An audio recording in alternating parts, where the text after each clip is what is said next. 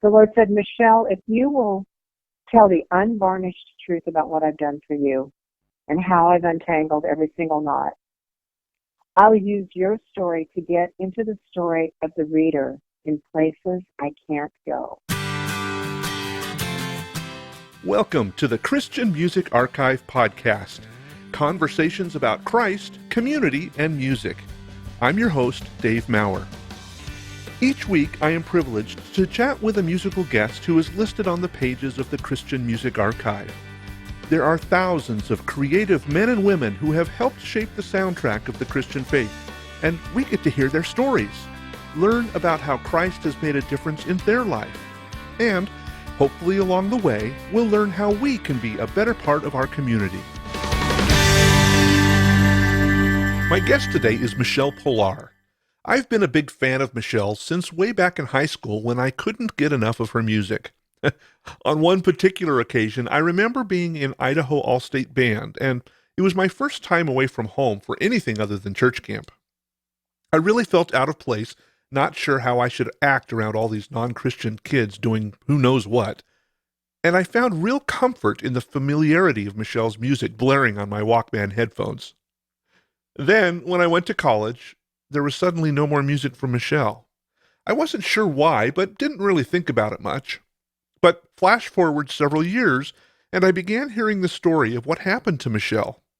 Then I read her book, Untangled, and found that the woman I had grown to appreciate had a much deeper and much more beautiful story than I could have imagined. Well, before we get to our interview today, guess who's with us? It's Doug Hoffman again, Executive Director of Mercy, Inc. And today we're talking about a really exciting program called Bridge to Reading. And this is a multinational project that you guys are doing. Tell us what Bridge to Reading is. Thank you, Dave. Bridge to Reading is a project that is led by James Kigwama, who is a Kenyan, by the way, with his doctorate in literacy. Part of the work is done in Colombia, actually working in and around the Soy Santura project, right on the Colombia-Venezuelan border. And then the second piece is clear across the center part of Africa, actually from about Central Africa south. We're actually working in 12 countries. Okay. The idea there is to teach people how to read and write in their own language. And why is that important? So that they bring dignity. If they're a woman, they bring dignity to their home, because oftentimes the husband might have went to school, and while the woman is in childbearing, she's valuable. When she's done being childbearing, all of a sudden he considers her not very smart. Oh. And so those marital issues there. But also so they can have economic progress, because if they can read and write, then they can make improvements. Yeah. And then think about the biblical side. If they could read their Bible. I mean, we talk to pastors. In fact, I was in a class, I went 6 times into Kenya, and I had some pastors there. We were doing some pastoral training, and we kept giving out study Bibles, and they would be just, well used. And then we learned at the 6th time, there was 3 pastors of about 25 who couldn't read and write. Oh, wow. They were really good, but their kids would read to them. The kids there, so this is an adult-based program more than kids. But just think about it. Those pastors were already very, very good. But if they could actually read the scriptures themselves, yeah, and allow God to pour into them, look at the power of it. And that's part of what we're gearing for, is how do you gear for adults and teach them how to read and write in their own language?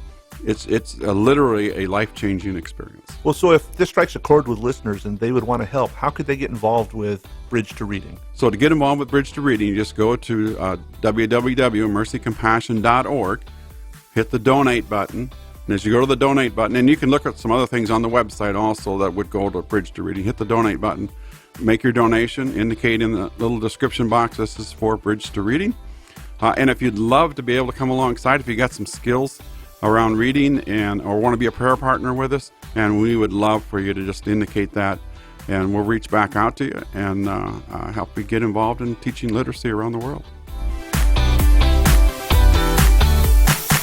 Michele Pillar was part of the early Maranatha Praise singers before releasing her self-titled album in 1982.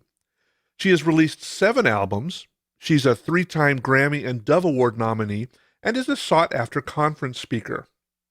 In 2016, she released the book Untangled, The Truth Will Set You Free, And she is just now putting the finishing touches on her new book, due to be released later this year. Won't you please join me in welcoming Michele Pillar to the podcast? Thank you, Dave. It is so good to be with you today. Oh my goodness, I can't tell you. I've been following you since your very first album. I was working at a radio station back in the 80s and spun that record. I bought your record and I recorded it onto a cassette so I could listen to it on my Walkman. That it dates me, I think.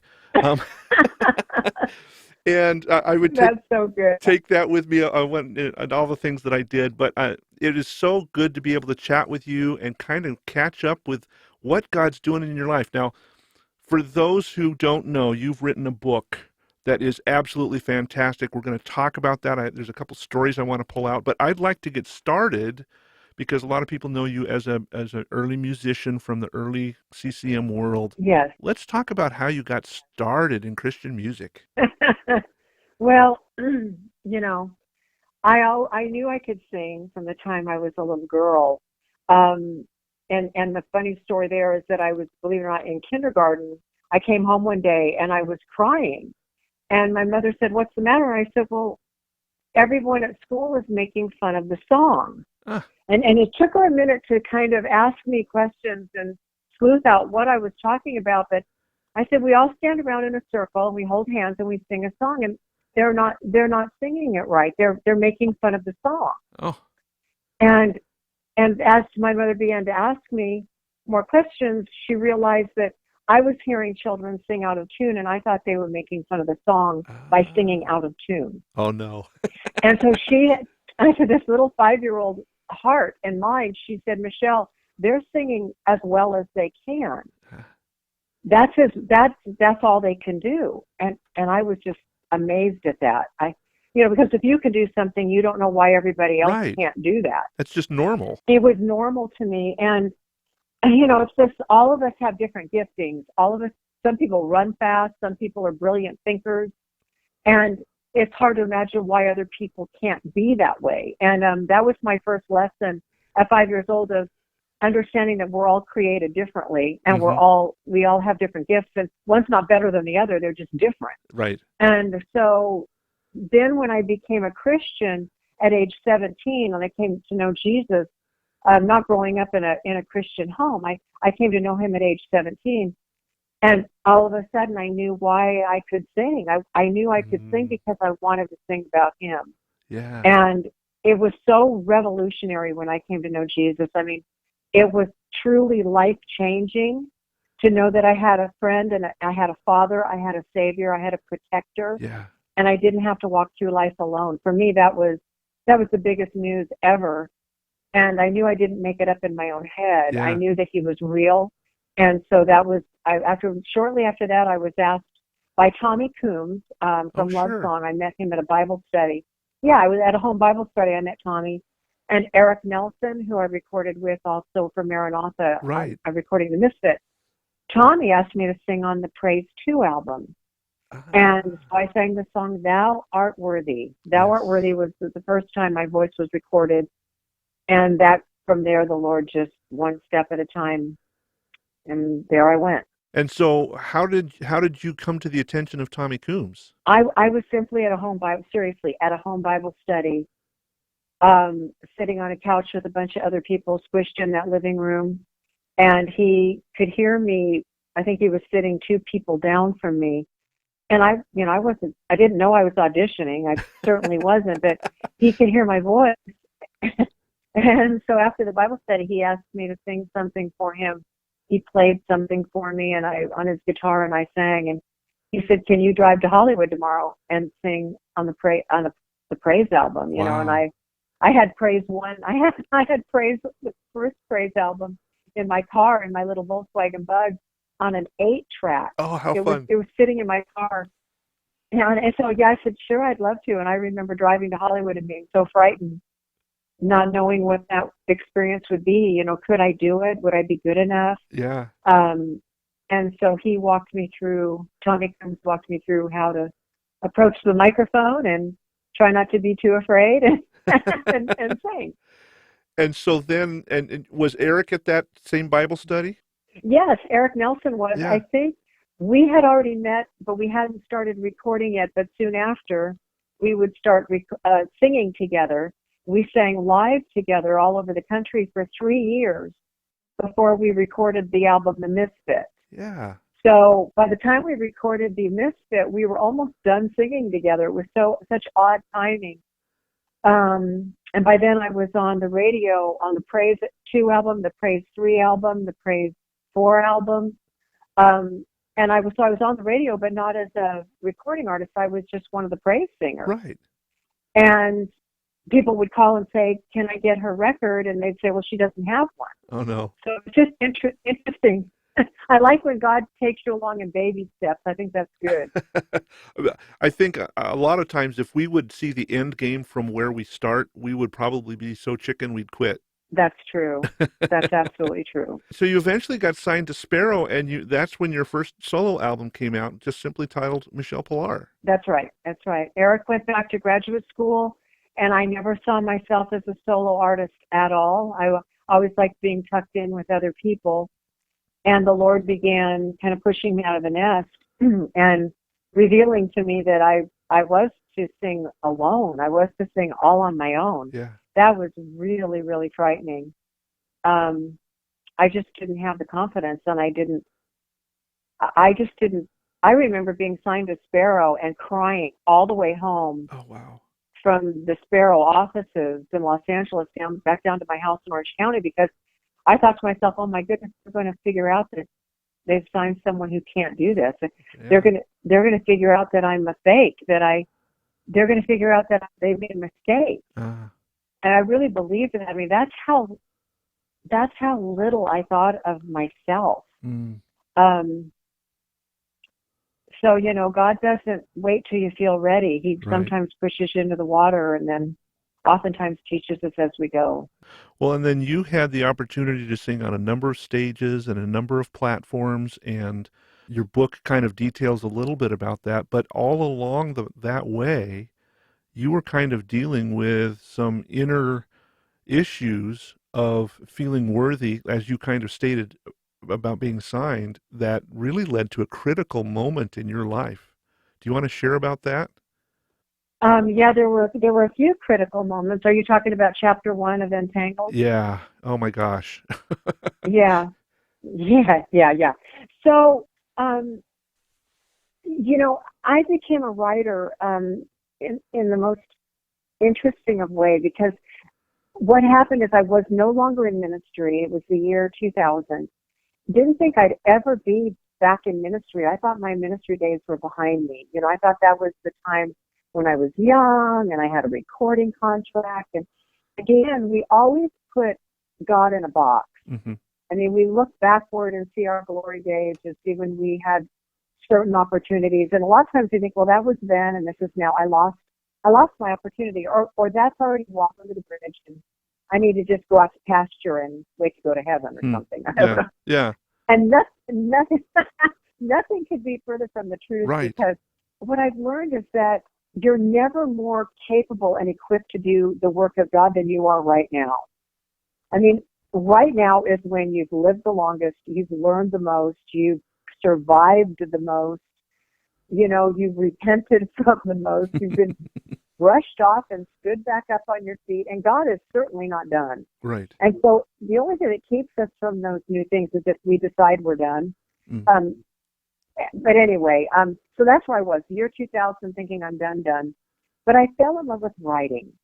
And just like Forrest Gump couldn't stop running, I couldn't stop writing. And I just wrote all the time. I wrote all the time. And I found that you could paint beautiful pictures with words that were almost more powerful than music. And so set that aside, and then I'm walking through my barn one day, and the Lord spoke to my heart, and He said, "Michele, I want you to tell the truth." That's all He said. He didn't give me any more instruction. I just want you to tell the truth. Yeah. Well, that seemed like a reasonable request until I started looking at my life and thinking, wow, if I really told the truth, it'd be pretty colorful. And So I challenged the Lord. I wasn't afraid of it, but I said, Lord, it's been a long time since I meant anything to anybody, and why do I need to tell my story? I'm not Jackie Onassis. And that was actually my prayer. I'm not a big deal. Who cares? Who cares about my story? And this is what the Lord spoke into my heart. He said, when I got quiet and I thought about it for a while, all of a sudden, and I knew I didn't come up with this, the Lord said, Michele, if you will tell the unvarnished truth about what I've done for you and how I've untangled every single knot, I'll use your story to get into the story of the reader in places I can't go. Wow. And that was reason enough for me to write. And so I started with chapter 1, which was the lowest moment of my existence. It was 1984. And I think that's what you're asking me about, right? Yeah. What did you think? Well, I read that section, and one of the things that I wanted to talk about, and the listener doesn't have the benefit of having read this most likely, you paint a very dark picture of this evil being in your room laughing at you because you meant nothing in his eyes. Uh-huh. And then you felt Jesus sit down next to you, and everything changed. Yeah. Yeah. And you're absolutely right. That's what happened. And to preface that, the other detail that the listener can't see, and I hate to give away the punchline if they read the book, but I'm sitting on the bed. I'm sitting at my mom's house on the twin bed that I hid under as a child. That bed represented being, running from my mother's alcoholic rages and hiding under there so she couldn't find me and hit me with yardsticks and coat hangers. And so I had worked really hard in my life to get not only out of that room and off of that bed, but out of that house. Right. And here I found myself, after being Grammy nominated and all these #1 radio hits and on the cover of today's Christian Woman magazine, all the success that represented everything far away from that home. Here I found myself sitting on that bed, back at my mom's house, back where I started, felt like I hadn't gone anywhere, hadn't gotten anywhere. Yeah. And I was sitting there with a handful of pills, sleeping pills in my hand. And what brought me to that point, Dave, was that, after being lifted up as an example of a Christian in front of literally millions of people, I made the grave mistake of having an affair with a married man. And I won't go into all the details of that. It is journaled in the book. It's kind of sprinkled through the book, some of the rhymes and the reasons of how that happened. But I took my eye off the ball. I took my eye off the Lord, and I got busy. When people decide to have an affair, by the way, they don't wake up one day and say, I'm going to have an affair. What they do is certain things are in place that come to that decision. Things like exhaustion, things like not plugging in with God and spending alone time with the Lord and praying and being intimate with God, and just really getting tapped out in many areas of your life. And then some person comes along like a prince on a white horse, and all of a sudden you're feeling better about life. You're feeling better about yourself. It's a counterfeit. Yeah. And all of a sudden you don't realize how tired you are. You don't realize how exhausted you are. Yeah. And you decide, oh, this person is the answer. And it really comes down to it being that simple. It's not really a decision based on, I hate to say this, but it's not based on a sexual need. It's almost always based on an emotional and spiritual need. And it's masqueraded in the other. It's finding a substitute for God. Yeah, it's finding a substitute. It's a Band-Aid. I mean, the enemy's always going to offer us Band-Aid. Yeah. And it's usually attached with you that you're in more pain than you're willing to admit. Mm-hmm. You're more tapped out and lonely or depressed or whatever you are. That's gotten more out of hand than you realize. And so when this person comes along and flesh and blood, someone you can talk to and walk with and pour your heart out to, it doesn't take long to jump from that place to jump to the place of crossing lines that should never be crossed, because they don't help. they make you feel worse than you did before. It always implodes upon itself, and then you lose twice as much as you ever had going on before.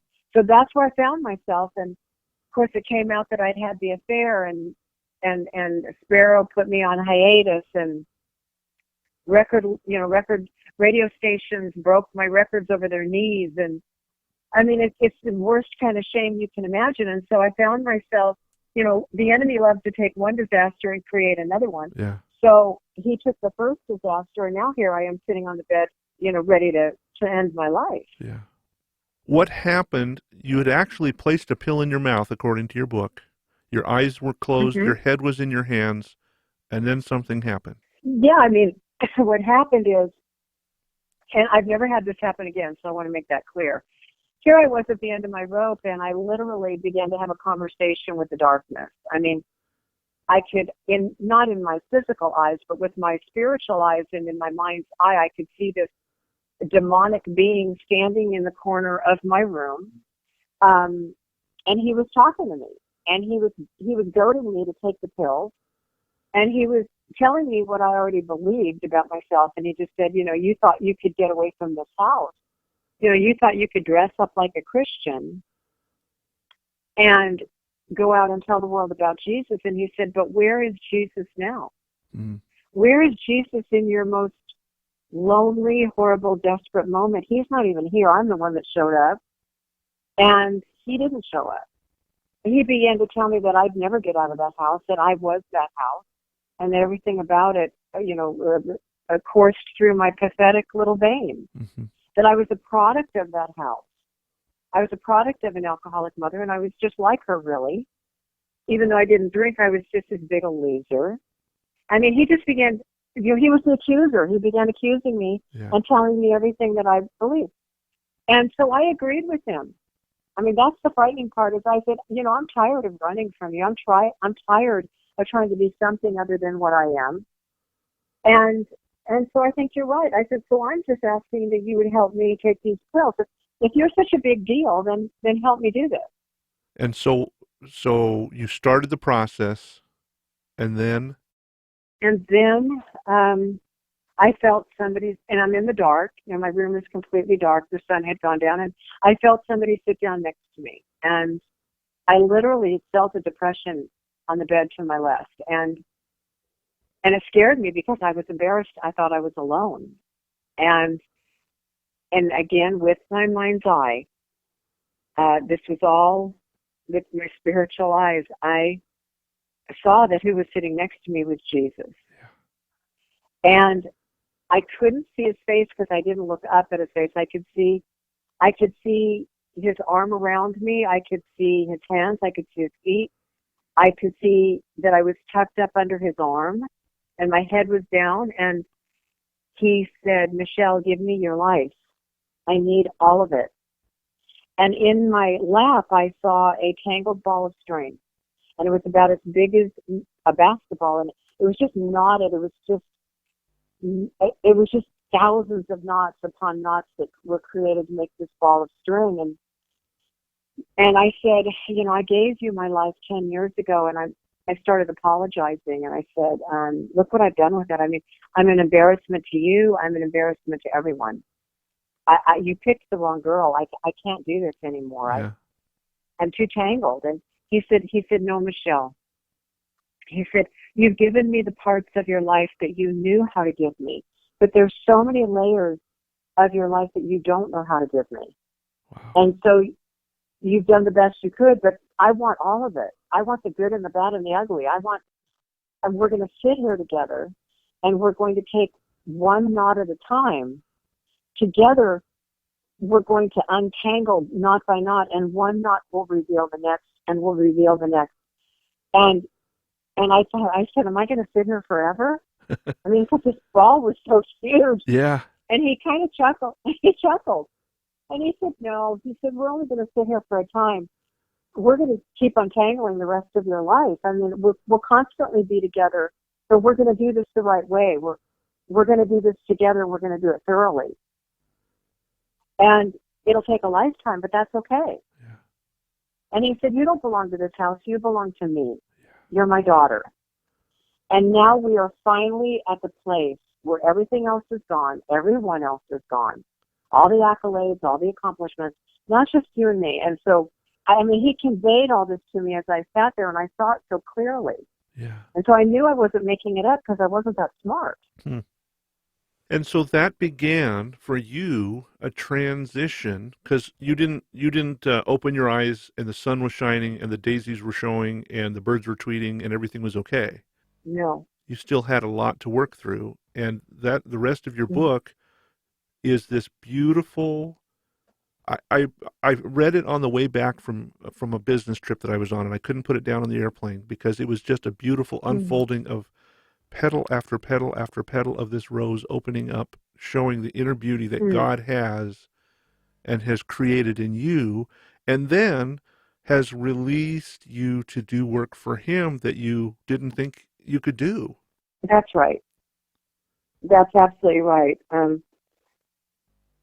I stayed out of ministry for quite a few years, and I just learned how to be with the Lord and enjoy that process of untangling. And what I tried to do in the book is just every chapter, as you saw, every chapter was a different knot. Mm-hmm. They're all different subjects, so they're kind of separate, but they all flow together. So what's fun about it is, if you read one chapter, you don't have to remember. You put it down for a month. You don't have to remember. You can just pick back up to the next knot and go from there. But I tried to make it story-driven and very cinematic.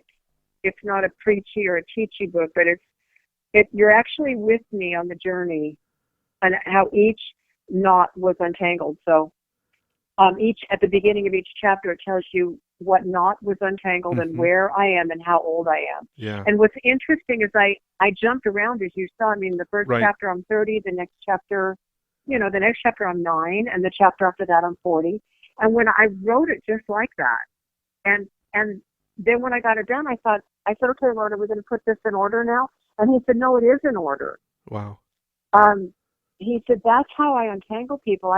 I get to what I can get to when I can get to it. Mm-hmm. And when they're ready for it, we work on that part. And when they're ready to go to a different, area of their life, we go there. And as they seek me, they find me at different decades in different areas. And the other thing I love about the untangling is it doesn't take as long to get untangled as it does to get tangled. A lot of times we put it off because the tangling was so painful, or whatever it was such a huge either violation or a hurt, or it looks like a mountain, You think, I can't do that. I've already been there. But that's a lie from the enemy, because when God gets into something, He makes order out of it. He makes sense out of it. Yes. He takes His word and He bathes it with His truth, and He dispels the lies.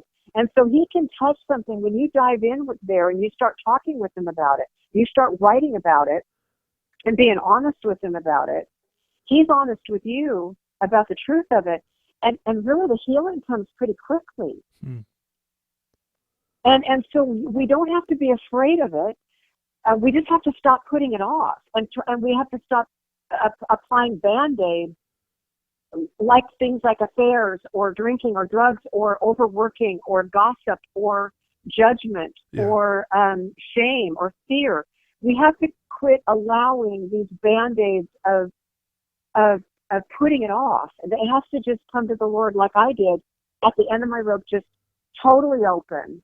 Say, okay, I'll do anything to get well. I'll do anything to get whole. Because otherwise we just waste more time. Yeah. And that's what the enemy's really after. He's after our lives, because he knows if he can keep these healings from happening, we're going to be ineffective. We're going to waste more time in bad relationships, circling around the same block over and over. We're just going to waste time. Mm-hmm. And that's the big trick.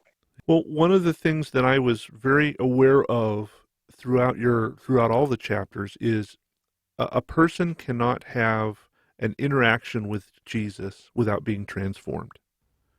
And we hear the saying, God makes everything beautiful. Well, beauty is kind of a thing that we all kind of have an idea of what beauty is, but the path that God took you on in a number of situations showed beauty in ways that we might not have looked at. I'm wondering if you could tell the story about God calling you to the women's prison and your interaction with Yes. Jan. Yeah. Well, first of all, I love what you just said, Dave. I mean, it's so true. We can't even start the healing, or, and of course it's ongoing. We can't start this transformation without being fully surrendered and being really hungry for it. Yeah. I mean, the more hungry we are after the heart of God and after what he wants for us, the quicker he works. That's the beauty of it. I mean, he realigns our identity. He tells you who you are, not who the world tells you are. Right. People, it blows my mind and it breaks my heart how counterfeit identities are being adopted by people. I mean, they're finding identities in the most bizarre of ways that have nothing to do with the identity that they are as a daughter or a son of God, and who God created them to be, and for the purposes and the power and the might of that calling and that identity. They're turning in. They're being sold down the river to identities that are just, they're not going to make it. I mean, it's not going to do it. It's not going to do it, just like the affair I had didn't do it, And so we have to be hungry, and we have to be teachable, and we have to be correct, and we have to say, Lord, I want to find my identity. I give you permission to show you who I am in you. He said he's the way, the truth, and the life. And the thing is the world is telling us the way is over here, the way is over there. Yeah. But Jesus said, he said, there's always going to be a way if we follow Jesus. Because people come, well, there is just no way. You hear that all the time. I can't be different. This is the way I was born. I can't be different because this is the way I am. Well, what I say is, no, there is a way. There is a different way that you may not know about, and he is Jesus. He is the way. The way. The truth and the life. Yeah. The way and the truth and the life. But you have to come to him and say, okay, I've dabbled in this, I've dabbled in that, or maybe you've even gone headlong into something. And now you're up to your nose in an identity, in a lifestyle that it's just, you're trying to make it work, but man, does it feel icky. Right.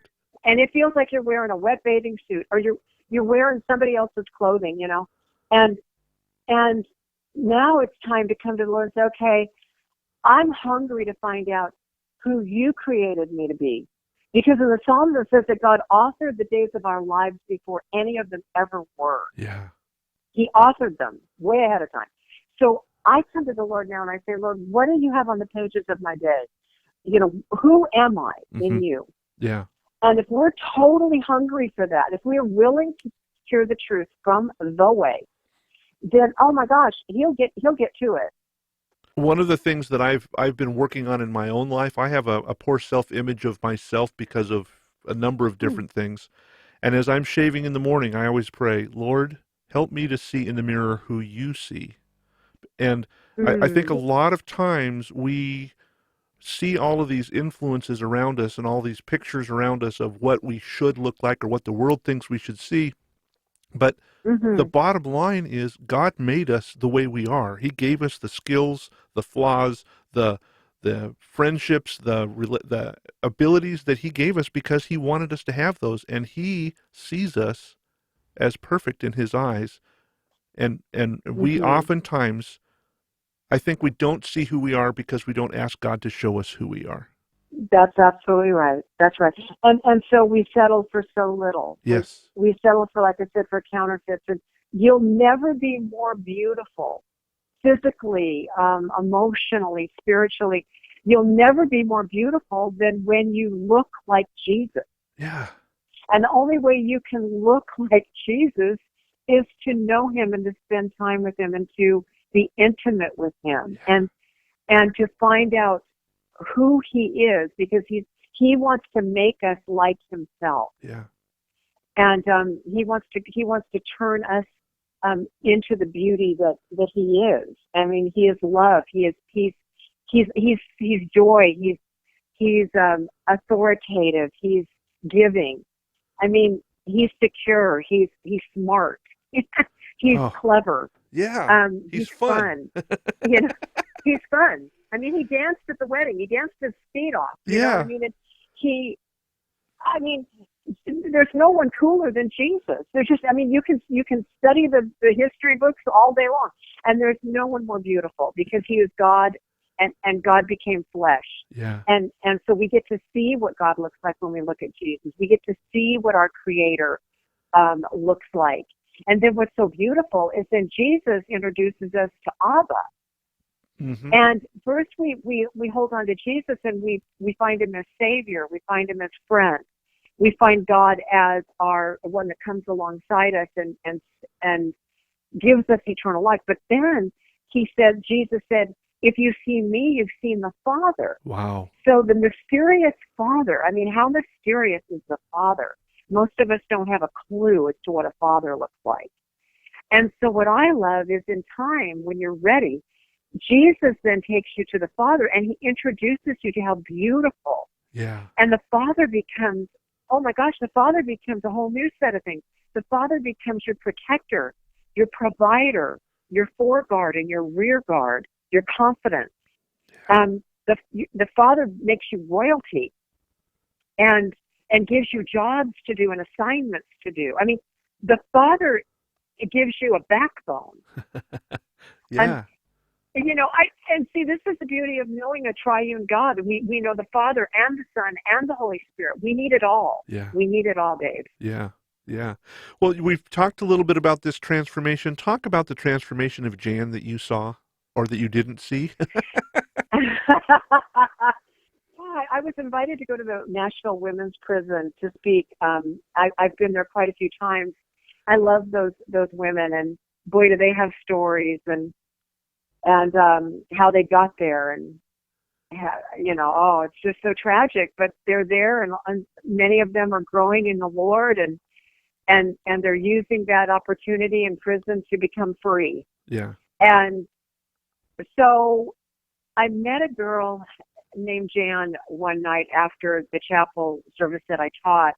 And I have to tell you, in the book, I describe it vividly, but when she walked up to me, I mean, I've never seen a human being that radiated with pain more clearly than she did. I mean, her face almost looked like a monster's face. It was contorted and pitted and blemished, and it was hard to look at her face, frankly. She was riddled with pain. And we began to talk, and she began to tell me her story, and I just almost couldn't hear it. And I left that night, and I could never get her face out of my head. I mean, it wasn't good. And I came back months later, and this woman walked up to me, and of course, when I walked in the room, I was looking for Jan. I wondered if I'd see Jan. I was combing the room looking for Jan. And in the meantime, this girl came up to me, and she was just on my case, and she's like, Michele, there's so much I have to tell you. I mean, I have to tell you all about what Jesus has been doing, and he's done so much for me, and my brother has come to know Jesus, and I'm looking past her, and I'm almost pushing her aside because I'm looking for Jan. And you know, I taught that night, and the night came and went, and I came home, and I got in bed, and I went to close my eyes, and I just sat straight up from almost a place of sleep. And it dawned on me that the girl that was tugging at my shirt and in my face, it was Jan. Wow. And she had been so transformed, I didn't even recognize her. I mean, I was looking over this girl with this beautiful face, trying to find Jan with the monstrous face. Yeah. But the beauty of Jan with the monstrous face was no more. And who was standing in front of me that I couldn't even see an inch from my face was the new Jan, and the transformed Jan, and the Jan that had been walking with Jesus, and she was beautiful. And I wanted to get in my car and run back to the prison and say, wait a minute. Yeah. But anyway, I finally did get to talk with her later. I was able to talk with her the next time after that I went, and I don't know that I ever told her the truth, but that was quite an experience for me. Well, and I wanted you to tell that story because I think a lot of people have this ugliness inside of them, whether it's physical or emotional or spiritual, and we look at them and say, "Oh my goodness, what a mess! What in the world?" And God says, but I'm not done yet. And That's when right. He has that opportunity to have an interaction, yes, it might take a while. Yes, it might be painful, but He's going to make a beautiful, as we stated earlier, rose out of this mess. That because He sees the real you, the real person He created, the person He wants to have a relationship with. Absolutely, and He is the creator. I mean, He slung the stars in the sky. He created the mountains and the seas and every bird and flower you look at. And He is able to create, and He is able to, more than able to make new. He can create anything He wants to create, and He's really good at it. And then, we become creative. That's what I love, is that we're created in His image. And so we were created to be creative. Yeah.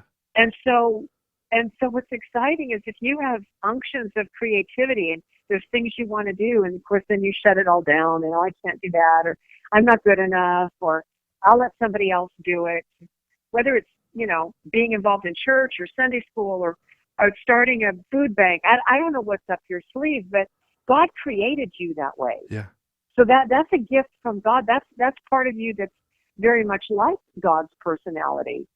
And so what we can be assured of is as we step into these creative endeavors for the glory of God, He's going to supersize it. He's going to teach you as you go, and He's going to make you better than you can even be all by yourself, And that's how He did with my writing. I mean, I started off as a writer that wasn't real good at it, but I really wanted to be good at it, and I learned, and God helped me, and I became a writer that could be published, and it was a fun journey. It was actually a very wonderful journey because I did it with the Lord, and I just love those years where God sat with me and taught me how not to be afraid.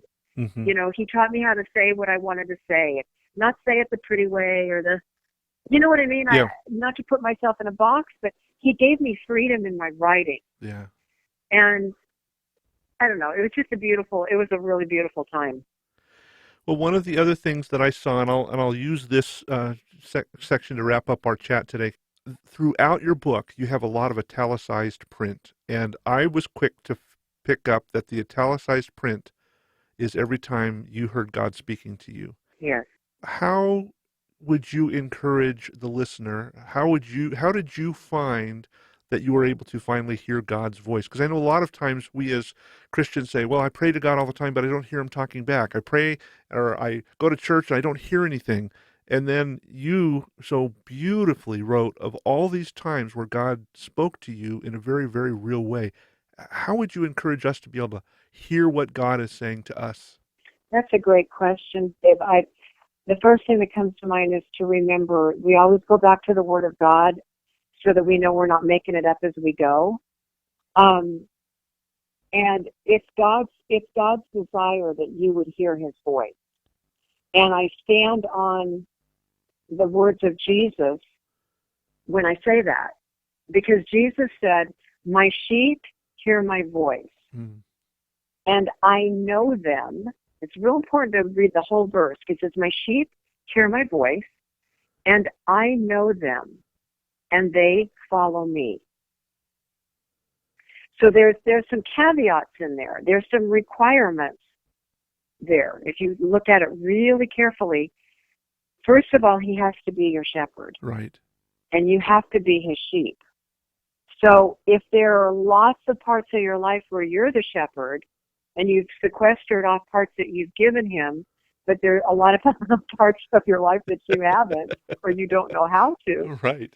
Then it's going to be tough to hear His voice, because He won't fight with you on that. And so, first of all, you come before the Lord and say, "Lord, I want to hear your voice, but I see here in your words to me that you have to be my shepherd first. So I'm giving you permission to be the shepherd of all of my life." Mm-hmm. And then look at what He says next. He says, "And I know them." Wow. See, we can know God, but does God really know us? I mean, people say all the time, oh yeah, I know the Lord. But have you been quiet with him and let him into the inner caverns, places of your life that he might really know you? Yeah. It's not enough to know him. He wants to know you, if that makes any sense at all. Well, yeah, and because he's created us, he knows us, but he's still, it's like the parent who says, I won't come visit you unless you invite me into your home. It's that same kind of a picture. Right. Yeah. Well, and like, for instance, I could, let me think of a famous person I don't know. Just pick one, Dave. Let's go with, I don't know, Bill Gates. There you go. Okay, so I can read all about Bill Gates all day long. Everything. I can read everything that's ever been printed in print on this person. But Bill Gates doesn't know me, and he's probably never going to know me. Mm-hmm. And so that's a really good way to differentiate how you're walking with the Lord, and if you've got all the pieces in place. In other words, you can read about God, you can pray to God, you can, vicariously, study at church and everything. You can go to church and sit there and You could sing about God. Exactly. You could do all of that, and yet you've never really let God know you. You've never introduced him to the most intimate parts of who you are.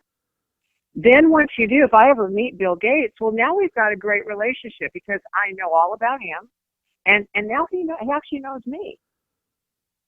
And now we've got something to build on. So Jesus said, my sheep hear my voice, and I know them, and they follow me. And I truly believe, because God's not a liar, that if you get those three things, that's your desire, you come before him and say, Lord, I let you be my shepherd. I'm giving you permission for that. I want you to know me. I don't even know how to do that, but I want you to know me, and I'm willing to spend time with you in quiet and letting you into those places. And then I want to follow what you show me. I want to read your word. I want to understand. I want to understand what you require of me and what I should require of you. And then I'll follow you. And I promise you, when you do those things, you'll begin to hear his voice. Because he said it. I didn't say it. He said it. Right. That's beautiful. Well, Michele, thank you so much for taking time. If somebody wants to pick up your book or some of the music that you've done recently, what's the best way for them to get that? Well, thank you. They can go to michelepillar.com. So that's Michele with one L. And Pillar is like pillar. It's with two L's. michelepillar.com. And it's a fun website. There's a lot of little videos you can, 3-minute videos you can watch. And there's a book page, and there's music, and there's Christmas music, there's new music. You Untangled Me is my latest CD, and there's all kinds of stuff there. And everything that's purchased on my website, I sign it personally to the person purchasing it. I'll put the link to your website in our show notes so that people can quickly get to that. We send out a prayer newsletter every Saturday asking folks to pray. We have a number of people who pray for artists. And how can we be praying for Michele in the days and weeks ahead? Well, I just need all the prayer I can get. I can't tell you that. Typically, I'm right at the tail end of writing my next book. I've been working on it for a while, and it's not a real long book. It's about the same length as Untangled. But I just go slow with this stuff, and I really seek the Lord. And, it's like birthing an elephant. So thank you for praying for my new book. I'm just about to embark on chapter 9, so I'm on the last few chapters. And it's a fun book. It's a book about not giving up too soon, kind of what we stated at the beginning of our time together today, that not counting yourself out when really, in reality, you're the best you've ever been. You're the most capable and the most usable you've ever been, even if the world tells you you're not. It's okay to have wrinkles. We just can't look at the world standard of value, because God doesn't ever do that. Thank you for sharing your story, Michele. I appreciate your following God's direction to tell the unvarnished truth of how he has changed your life. Michelle's story really resonates with me. I know I've been ashamed of the mess I've made of my life, but I'm grateful that God is patiently sitting next to me, helping untangle the mess that I can't fix on my own. And just like Michelle, I'm learning to see myself through God's eyes as a person created by God to do work for God. And I really appreciate the reminder that Michelle gave us from John 10, verses 27 through 30. It says, "My sheep listen to my voice, I know them, and they follow me." And then the promise in verse 28, "I give them eternal life, and no one can snatch them away from me. No one can snatch my sheep from the Father's hand." Are you wrestling with some big failure today? Do you see yourself as damaged goods that can't possibly be used for anything at all? Don't believe the lie. God wants to use you for something amazing. He wants to sit with you and untangle the mess of your life. He wants you to know that when He looks at you, He sees His amazing creation, and no one can take that from you. As always, thanks for joining me for this conversation today. I am grateful that we get to spend this time together each week hearing stories of God's amazing faithfulness. As a regular listener to this podcast, would you mind taking a few minutes and rating it on your favorite podcast app? Reviews and ratings really help spread the word so that other folks can hear about these great conversations. And if you have comments or questions for me, please feel free to drop me a message on any of the social media platforms. You can find me on Facebook, Instagram, Twitter, and Patreon by searching for @CCMExchange. Or you can always drop me an email on the website christianmusicarchive.com. I'm really looking forward to our time together next week when I have another great conversation with one of the musicians you'll find on the pages of the Christian Music Archive. So until then, remember this: God loves you. In fact, He's crazy about you.